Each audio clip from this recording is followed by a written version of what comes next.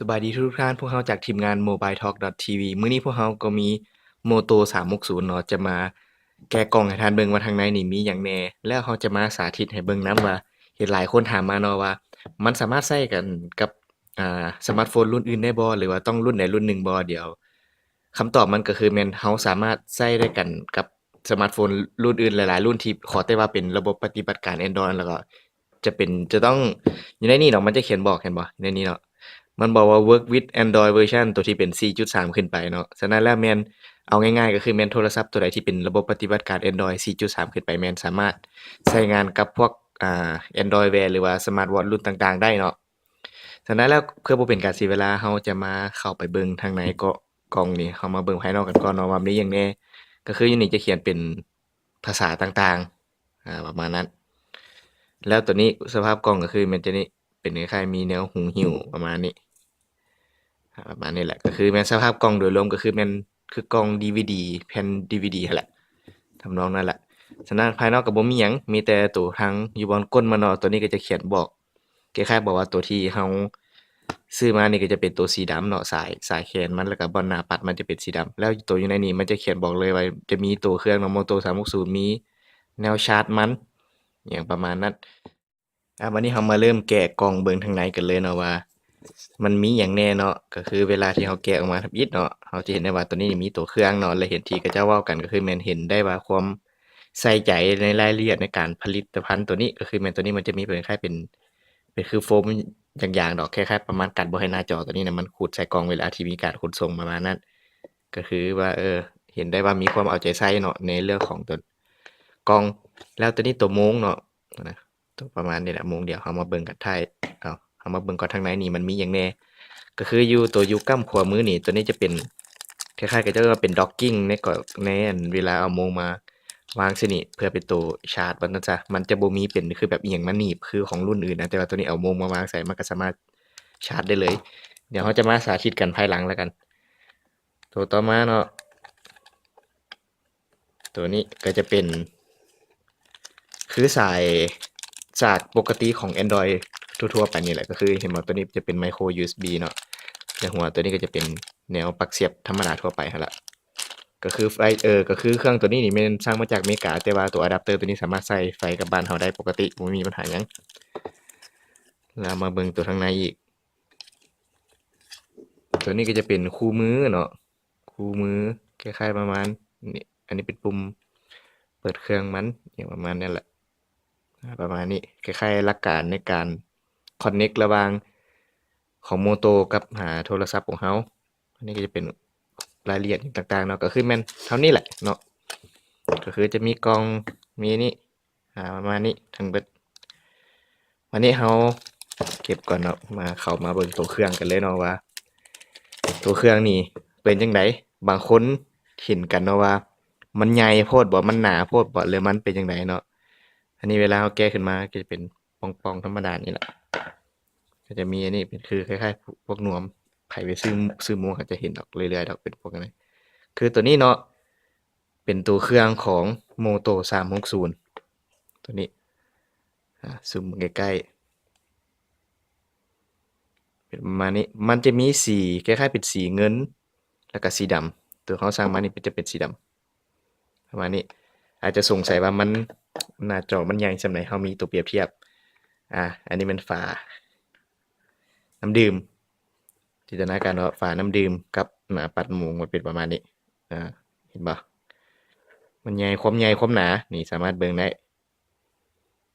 ประมาณนี้คืออยากสูสีกันกับฝานี่พุ่นได้ความหนามันนี่นะเห็นบ่เราอาจจะสงสัยอาจจะยังบ่เคลียร์กันเรามีโค้กกับอันนี้มันก็บ่ถึงใหญ่ส่ำกันกับตัวฝาโค้กเนี่ยเนาะฉะนั้นแล้วแม่น คันสิว่ามันใหญ่บ่มันก็ใหญ่อยู่มันใหญ่มันหนาแต่ว่าบัดเวลามันใส่กับมือประมาณนี้เห็นบ่สังเกตมันใส่กับมือมันจะมีลักษณะหุ้มห่างเป็นประมาณนี้อะนะเนาะคันเรามาเบิ่งตัวเครื่องก่อนซะเนาะว่าทางในนี่มันมีหยังแหน่ก็คือแม่นตัวทั้งหลังนี่เห็นบ่เป็นปุ่มๆอยู่นี่เนาะก็จะเป็นเซ็นเซอร์คล้ายๆประมาณวัดแทกการเต้นหัวใจของเรานี่มันเป็นมีความถี่หลายส่ำใดประมาณนั้น แล้วตัวนี้ก็จะเป็นสายหนังยี่ห้อดีว่าซั่นก็จะว่าของยี่ห้อนี้บ่ค่อยรู้เรื่องเกี่ยวกับพวกเรื่องยี่ห้อแบรนด์หนังปานใดก็จะว่าเป็นสายหนังยี่ห้อดีก็เป็นก็รู้สึกอืมมันก็ดีหั้นแหละเนาะรายละเอียดของสายมุงตัวนี้แล้วก็คือเฮาหยิบเป็นคล้ายๆมีเห็นด้านหยิบเห็นหยังอยู่ทางหลังตัวนี้แม่นอีกจุดพิเศษหนึ่งก็คือแม่นมันสามารถเปลี่ยนสายตัวนี้ได้นำเด้อเพราะว่า Moto ได้ประกาศไว้แล้วเนาะว่ามันจะมีรุ่นเป็นเวอร์ชันคล้ายๆเป็นสายเลดนะแม่นเราสามารถซื้อเอามาเปลี่ยนต่างหากได้เลยฉะนั้นแล้วก็คือแม่นตัวนี้ก็จะเป็นตัวหมู่คร่าวๆเนาะสเปคของมันก็คือแม่นหน้าจอมันจะอยู่นะหน้าจอของมันตัวนี้นะแม่นจะไล่เป็นวงมนเนาะก็จะเป็นอยู่ที่ราวๆประมาณ 1.56 นิ้วเนาะความละเอียดของหน้าจอแม่น320คูณให้290แล้วมีเมมเครื่องตัวนี้มันมีเมมเครื่องได้ตัวนี้เมมเครื่องนี่แม่น4กิกแล้วก็แรม512แล้วก็แบตเตอรี่แม่น320แต่ว่าเขาเจ้าไปแก้เบิ่งแล้วเห็น300อย่างประมาณนั้นแล้วการใช้งานของมันก็คือหลังจากที่มีการอัปเดตไปมันก็ถือว่ามันใช้งานได้ไกลมืออยู่เนาะตัวนี้แม่นเชื่อมต่อกันกับโทรศัพท์นี่นะแม่นใช้เทคโนโลยีของบลูทูธ 4.0 ความหมายของมันก็คือแม่น4.0 มันคล้ายๆประมาณว่ามันกินแบตน้อยในการเชื่อมต่อกันตลอดเวลาประมาณนี้แล้วก็พวกเรื่องเซ็นเซอร์พวก Navigator บ่พวกอิหยังๆต่างๆอยู่ในนี้แม่นมันสามารถรองรับได้อยู่แล้วมันอีกเรื่องหนึ่งแม่นมันสามารถกันนำได้บ่มีจอกนำมาให้กันลงเนาะก็คือแม่นคร่าวๆก็สิประมาณนี้แหละบัดนี้เราจะมาสาธิตวิธีการเชื่อมต่อกันระหว่างตัว Moto 360กับตัวโทรศัพท์ตัวนี้เนาะมีแต่ก่อนอื่นเบิดเนาะก็ต้องเปิดเครื่องตัวนี้ก่อนมีแต่อันนี้แกะออกเลยก็ได้ประมาณนี้เนาะหน้าจอมันเหลี่ยมเงาดีเงาดำใช้ Gorilla Glass 3ก็มันกันรอยขีดข่วนหยังได้ประมาณนั้นแน่นอนเราก็ต้องเปิดเครื่องตัวนี้ก่อนอันนี้ก็จะเป็นหน้าบูตสกรีนของ Moto ซ้ำๆมันบูตเนาะเราจะอธิบายตัวอยู่กับตัวฝั่งของโทรศัพท์เนาะว่าฝั่งของโทรศัพท์นี่แม่นเราจำเป็นจะต้องได้มี Android Wear สำหรับโทรศัพท์ทุกรุ่นที่จะเชื่อมต่อกันกับพวกสมาร์ตวอตช์นี่ได้หั้นนะสมาร์ตวอตช์ที่เป็นระบบปฏิบัติการ Android Wear ได้เราจำเป็นจะต้องได้ดาวน์โหลดโปรแกรมที่มีชื่อว่า Android Wear ตัวนี้ก่อนเพื่อจะเชื่อมต่อกันกับตัวพวกสมาร์ตวอตช์ตัวนี้ได้ก็ซ้ำๆมันบูตแล้วเนาะประมาณนี้เดี๋ยวเนาะสีมันอาจจะจ้าไปหน่อยหนึ่งอันนี้มีแต่เป็นคล้ายๆเดี๋ยวมีแต่ขนาดสีขอกดไปก่อนหน่อยหนึ่งประมาณนี้พอดีเห็นอยู่เนาะก็คือแม่นตัวนี้เห็นบ่มันบอกให้เราติดตั้ง Android Wear ในโทรศัพท์ของเราก็คือแม่นเราได้ติดตั้งเรียบร้อยแล้วเราก็กดเข้าไปเลยกดเข้าไปเนาะกดที่นี่ไปตัวนี้มันก็จะบอกเงื่อนไขอย่างต่างๆว่าในการกดวันนี้เราก็กดเลือก Choose Device เห็นบ่มันจะมีชื่อขึ้นอยู่นี่เนาะเรากดเลือกมาเลยหลังจากนั้นมันจะ connect หากับอุปกรณ์ตัวนี้ของเขามันกดแพร่กับแพร่น้ำมันประมาณนี้มีแต่ถ่ายให้มัน connect ก่อนก็คือแม่นตัวนี้นี่เบิ่งทรงน่าจะได้อัปเดตเพราะว่าเห็นเขาเจ้าว่ามันปล่อยอัปเดตให้กันกับ Moto 360ให้ประหยัดแบตขึ้นบ่อิหยังประมาณนั้นแหละแต่มีแต่ลองเบิ่งไปนำกันมีแต่ตัวนี้มันจะเขียนอธิบายหลักการคร่าวๆว่าในการใช้งานเป็นจังไดอันนี้ก็เป็นเข้าไปกดอันนี้อย่าลืมเนาะเราต้องไปกดคล้ายๆประมาณว่าอนุญาตให้มันแสดง notification ให้ได้ตัวนี้เนาะจะเป็นคร่าวๆเห็นบ่วิธีการใช้งานของมันเนาะอธิบายอยู่ในนี้เลยก็คือแม่นตัวนี้นี่จะเป็นคล้ายๆประมาณ notification ที่ขึ้นมาหลายๆอันแล้วเราตัวใดเราบอกเราก็ปัดประมาณนี้นะสังเกตเนาะวิธีการของมันก็สิประมาณนี้คันเราอยากตอบตัวใดตัวหนึ่งเราจิ้มเข้าไปแล้วก็สามารถเข้าไปตอบใช้งานได้เลยประมาณนี้ตัวนี้มันก็จะเขียนบอกแล้วเนาะว่าเราสามารถเชื่อมต่อกันกับตัวนี้ Moto 360เราได้แล้วตัวนี้เห็นบ่นี่ประมาณนี้คล้ายๆพวกนี้นี่เป็นคล้ายๆมีการ notification เกิดขึ้นนั่นแหละแล้วมันก็คือตัวอย่างแบบนี้เนาะตัวนี้เราก็ปัดไปนะประมาณนี้มันปัดคล้ายๆประมาณเราปัดทิ่มนี่คันเราปัดมากำซ้ายมันจะเป็นคล้ายๆประมาณว่าเราสิไปเฮ็ดแอกชันหยังต่างๆกันกับตัว notification ตัวนี้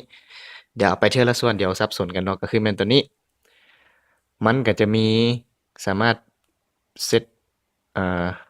คล้ายๆแบบว่าเฮ็ดเป็นมุมปลุกเฮ็ดเป็นหยังต่างๆได้อยู่ในนี้ดอกมันมีหลายอันอยู่ในการเลือกลิ้นเนาะก็ถือว่าอันนี้ก็ถือว่าเป็นครั้งแรกเลยในการใช้ของAndroid Wear ตัวนี้ มีแต่ของตัวนี้เนาะของ Moto 360นี่มันจะมีตัวหนึ่งก็เจ้าเอิ้นว่าเป็น Moto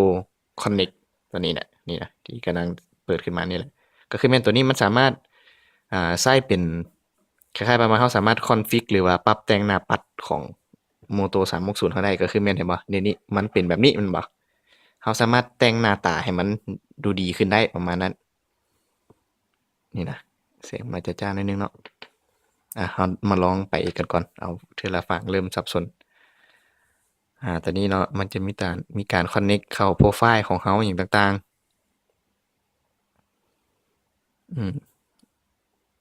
แท็บ location ก็ต้องเปิด location ให้เพิ่นอีกเอากลับมาตอนนี้คือตัวอย่างที่กับเจ้าเห็นกันใช้เรื่อยๆก็คือหน้าปัดมี2อันนี้เนาะมันจึงสิเห็น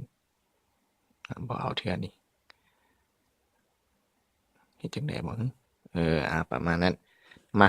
เรามาเริ่มกัน อันนี้จะเป็นหน้าปัดที่เราสามารถเลือกได้ก็คือตัวอย่างแบบข้อยอยากได้แบบนี้นี่เอาสีแดงกดอัปเดตแล้วบัดนี้มันบอกว่าให้ไปกดจิ้มใส่โทรศัพท์อันหนึ่งแล้วมันหน้าตาจะเปลี่ยน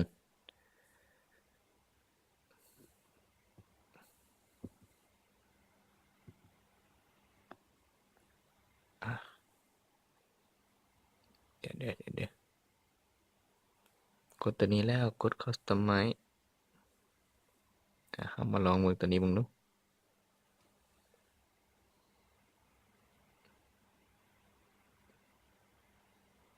ใช้ยังงงๆกันอยู่เห็นบ่ความว่าหาก็ใช้ใหม่มาลองเอาตัวนี้เป็นตัวเลขแบบนี้กดอัปเดตขาดอัปเดตไปแล้ว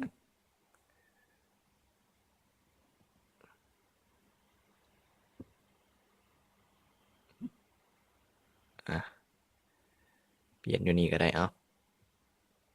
นี่แหละประมาณนี้นะมันเราสามารถปรับแต่งอย่างต่างๆได้อยู่ในนี้ก็คือตัวนี้เริ่มเข้าใจแล้วมันใช้อย่างไรก็คือแม่นตัวนี้เห็นบ่เรากดตัวสีแดงแล้วเรา Customize มันเป็นสีส้มซะกดสีส้มแล้วตัวหมอนี่นะคันในกรณีเราเลือกมันเป็นตัวรูปโมงแบบเมื่อกี้นะใช่ละตัวนี้เห็นบ่มันก็สิเป็นสีส้มตามที่คือกันกับของเราที่ประมาณนี้นะนั่นแหละก็คือแม่นการ Customize หน้าจอแบบคร่าวๆประมาณนั้นมันก็จะมีหลายๆอย่างให้ลิ้นดอกของตัวนี้นะ